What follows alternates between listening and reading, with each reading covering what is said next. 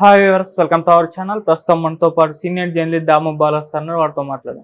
నమస్కారం సార్. నమస్తే sir, Delhi liquor scam లో ఆల్రెడీ కవిత గారు జైల్లో ఉన్నారు, కేజ్రీవాల్ గారు కూడా బెయిల్ మీద ఉన్నారు. అయితే నిన్న ఈడీ కేసీఆర్ గారికి కూడా ఈ ఢిల్లీ లిక్కర్ స్కామ్ గురించి మొత్తం తెలుసు అని కూడా చెప్పింది. అది లేటెస్ట్ ఇప్పుడు ఆయన పేరుని కూడా ఈ స్కామ్ లో యాడ్ చేశారని అంటున్నారు సార్. మరి ఏంటి పరిస్థితి? కేసీఆర్ గారిని కూడా అరెస్ట్ చేసే అవకాశాలు ఏమైనా కనిపిస్తున్నాయి అంటారు సార్? కేసీఆర్ని అరెస్ట్ చేయకపోవచ్చు, బట్ కేసీఆర్ పేరు మెల్లగా ఇరికిస్తారేమో అనేది కనిపిస్తుంది. అయితే నిన్న సడన్గా కేసీఆర్ పేరు మెన్షన్ చేస్తూ ఈడీ హైకోర్టులో వాదనలో వినిపిస్తున్నప్పుడు చెప్పింది అనే వార్త బయటకు వచ్చింది. యాక్చువల్గా ఏంటంటే కవితకు రౌసవెన్యూ కోర్టులో బెయిల్ రిజెక్ట్ అయింది. దాంతో ఆమె హైకోర్టుకి వెళ్ళింది. హైకోర్టులో ఇప్పుడు సిబిఐ అండ్ ఈడీ ఇద్దరు కూడా తమ వాదనలు వినిపిస్తున్నారు. కవితకు బెయిల్ ఇవ్వకూడదు, ఆమె ఇస్తే సాక్ష్యాధారాలని తారుమారు చేస్తుంది, సాక్షుల్ని భయపెడుతుంది, బెదిరిస్తుంది, లేదా ఇన్ఫ్లుయెన్స్ చేస్తుంది అని చెప్పి వాళ్ళు ఈ కేసు ఎంత స్ట్రాంగ్, మళ్ళీ ఈ వాదనలు ఉంటాయన్నమాట. నేను ముందే చెప్పాను, పిఎంఎల్ఏ చట్టంలో prevention of money laundering act according to section 45 bail అనేది వెరీ వెరీ డిఫికల్ట్. ఎందుకంటే ముద్దాయి తాను నిర్దోషి అని నిరూపించుకోవాల్సి ఉంటుంది. బర్డన్ ఆఫ్ ద ప్రూఫ్ ముద్దాయి మీద ఉంటుంది. రెండవది ఏంటంటే బెయిల్ ఇచ్చిన తర్వాత కూడా నేను ఈ నేరాన్ని చెయ్యను అని కూడా జడ్జిని నమ్మించాలి. అంటే తాను నిర్దోషాన్ని నమ్మించాలి, నేను బయటకు వెళ్ళినాక కూడా ఏ నేరం చేయను అని కూడా జడ్జి నమ్మితేనే ఇవ్వాలి. సో అదొకటి.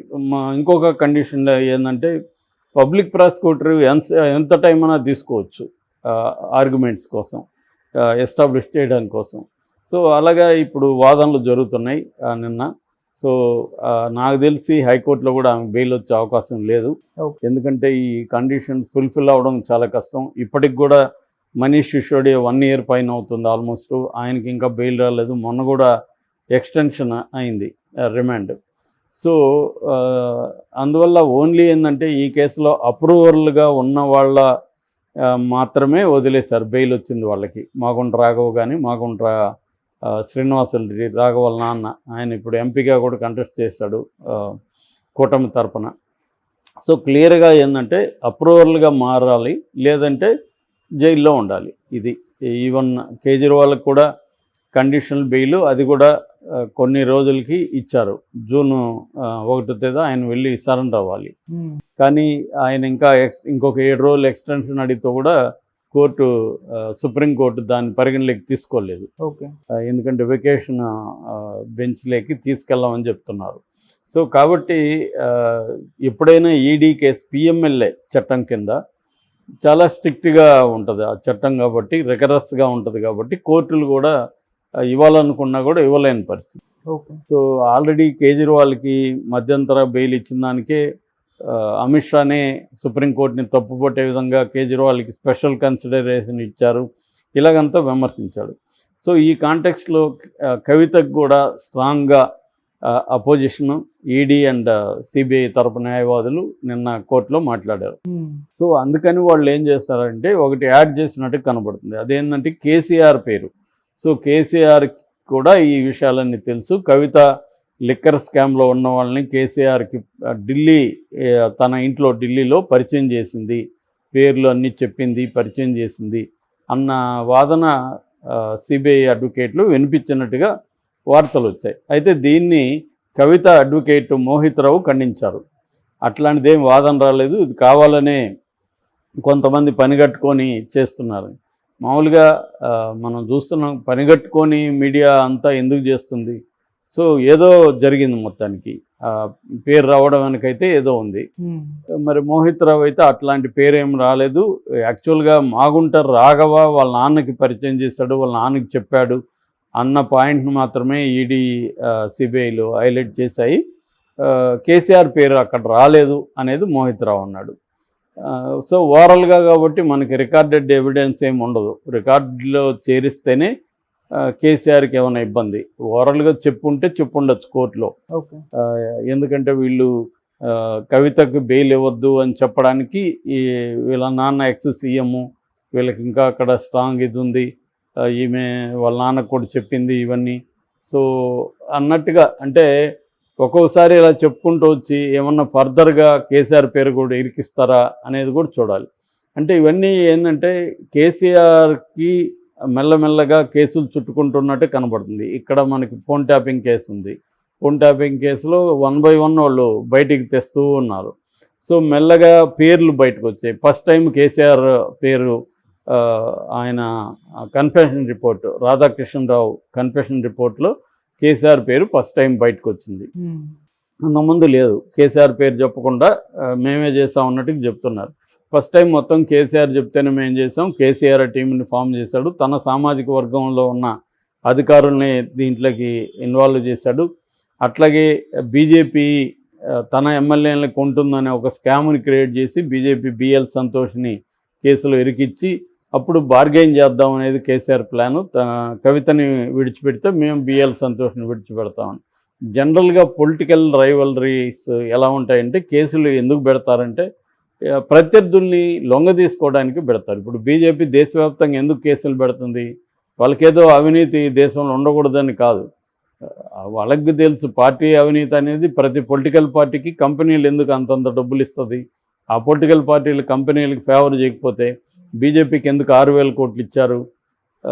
అది కూడా బాండ్ల రూపంలో. బాండ్లు కాకుండా కూడా డబ్బులు ఇచ్చుండొచ్చు, మనకు తెలియదు అవి. బాండ్లు అది కూడా సుప్రీంకోర్టు ఇన్వాల్వ్ ఆ బాండ్లు బండారం బయట పెట్టండి అన్నప్పుడు ఇది బయటకు వచ్చింది. సో క్లియర్గా ఏంటంటే బీజేపీ అయినా ఇంకొక పార్టీ అయినా తన రైవలరీని, పొలిటికల్ రైవలరీస్ని తనకు సరెండర్ చేసుకునే విధంగా చూడడానికి కోసమే కేసులు పెడతారు తప్ప లాజికల్ ఎండ్కి తీసుకెళ్ళి వాళ్ళకి శిక్షలు పడే స్థాయిలో ఎప్పుడు జరగదు. అలాగే ఇప్పుడు రేవంత్ రెడ్డి కూడా ఈ హంగామంతా ఎందుకు చేస్తున్నారంటే కేసీఆర్ని లేదా బీఆర్ఎస్ని తనకు సరెండర్ అయ్యే విధంగా చేసుకోవడానికి అనేది అందరూ కూడా అనుకుంటున్నది. మోస్ట్లీ అదే జరుగుతుంది.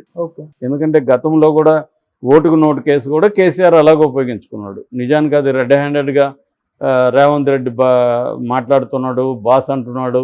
క్లియర్గా అందరికీ తెలుసు కదా, అది చంద్రబాబు రేవంత్ రెడ్డి కలిసి అతన్ని 5 కోట్లకి కొనాలనుకున్నారు.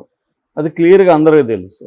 కానీ బుకాయిస్తున్నారు. కొన్నోళ్ళు ఎవరు, ఓటుకు నోటుకు ఎవరు చేయలేదు, ప్రజలు తీసుకొని వేయలేదా, ఇలాగ ఓపెన్గా రాధాకృష్ణ డిబేట్లో కూడా అదే జరిగింది. అంటే క్లియర్గా ఏంటంటే దొరికితేనేమో బుకాయించడం, మీరు చేయలేదా, వాళ్ళు చేయలేదా, వీళ్ళు చేయలేదని. సో వీళ్ళు కూడా ఏంటంటే దాన్ని ఉపయోగించుకొని తమకి అనుగుణంగా వాళ్ళని సరెండర్ చేయించుకోవడానికి ప్రతి పొలిటికల్ పార్టీ, అధికారంలో ఉన్న పొలిటికల్ పార్టీలు ప్రతిపక్షం మీద కేసులు పెడతాయి. జగన్ అయినా అదే చేస్తాడు, ఇక్కడ రేవంత్ రెడ్డి అయినా అదే చేస్తాడు. వీళ్ళందరూ ముందు చెప్తారు తప్ప మేము ఎవరి మీద ప్రతీకారం తీర్చుకోమని, ఫైనల్గా అదే చేస్తారు. సో ఆ రకంగా కేసీఆర్ మీద ఇప్పుడు రేవంత్ రెడ్డి, మోడీ కలిసి కేసీఆర్ని ప్రెజర్ చేయడానికి ట్రై చేస్తున్నారు అనేది ఒక వాదన. అయితే ఇప్పుడు రేపొద్దున మోడీ అక్కడ అబ్సల్యూట్ మెజారిటీ రాకుండా కోయిలేషన్ గవర్నమెంట్ ఏర్పడితే కొంతవరకు ప్రతిపక్షాలు ఊపిరి పీల్చుకుంటాయి. ఎందుకంటే కోయిలేషన్ గవర్నమెంట్లో అబ్సల్యూట్ పవర్స్ వాళ్ళకు ఉండదు, మిగతా మిత్రపక్షాల మీద ఆధారపడాలి చాలా విషయాలకి. సో అప్పుడు ఇబ్బంది అవుతుంది. సో మెజార్టీ 303 వచ్చాయి, 303. కనీసం ముందుకన్నా వెళ్ళాలి కదా, అది కోర్టుల్లో దాన్ని స్పీడప్ చేసి అతను నిజంగా నేరం చేసిన శిక్ష వేయాలి, లేకపోతే అక్విటల్ చేయాలి. 10 ఏళ్ళుగా అది ముందుకు వెనక్కి ఎందుకు పోలేదంటే ముందుకు పోతేమో అది ఒకవేళ కేసు త్వరగా అయిపోతే వాళ్ళ కంట్రోల్ ఉండదు కాబట్టి ఆ కేసులు ఉంటేనే జగన్ భయపడుతూ ఉంటాడు. సో అందుకని వాళ్ళు జగన్ కేసుల్లో కూడా ముందుకు వెనక్కి పోకుండా అలా నాంచుతున్నారు. అంటే కేసులనే కత్తులు మనిషి మీద ఏలాడుతూ ఉంటే ఆ మనిషి మనతో భయంలో ఉంటాడు, లేకపోతే అతన్ని మనం కంట్రోల్ చేయడం. ఇది బీజేపీ స్ట్రాటజీ. బీజేపీ కాదు, ప్రతి పార్టీ, ఈవెన్ కాంగ్రెస్ అయినా దానికేం మినహాయింపు కాదు. గతంలో కూడా కాంగ్రెస్ సిబిఐని విపరీతంగా ఉపయోగించేది ప్రతిపక్షాల మీద. గవర్నర్ వ్యవస్థలు కూడా మనం చూసాం కాంగ్రెస్ దీంట్లో బీజేపీ కంటే బెటర్ గవర్నెన్స్ ఏం లేదు. సో వర్స్ట్గా ఉంది కాబట్టి ప్రజలకి ఇది ఇచ్చారు బీజేపీకి. కాబట్టి కేసీఆర్ పేరు కూడా మెల్లగా లిక్కర్ స్కామ్లో ఇరికిచ్చే అవకాశం అయితే ఉంది, లేదని చెప్పలేం. Okay sir, thank you so much sir.